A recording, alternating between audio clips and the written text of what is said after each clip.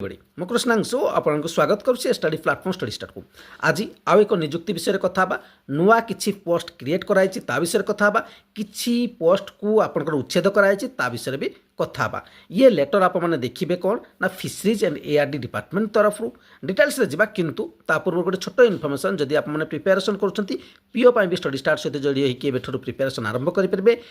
SSB तरफ junior assistant पाई आप मैंने पीडीएफ क्लास वीडियो क्लास दुईटा जाक नहीं पारे चाहिए केवल पीडीएफ 290 नहीं पारे वीडियो क्लास भी चाहिए नहीं पारे जो थियोरी एमसीक्यू सब किसी रोचे ओएससी एससी तरफ आप जानते अकाउंट्स एक्जिक्यूटिव वैकेंसी आसपाई भी आप प्रिपेरेसन करेंगे स्पेसिफिक सब्जेक्टर भी दि जाऊँगी सब टॉपिक प्रोवाइड कराऊँगी तो नंबर आप सामने एड हो पारे चलतु कथा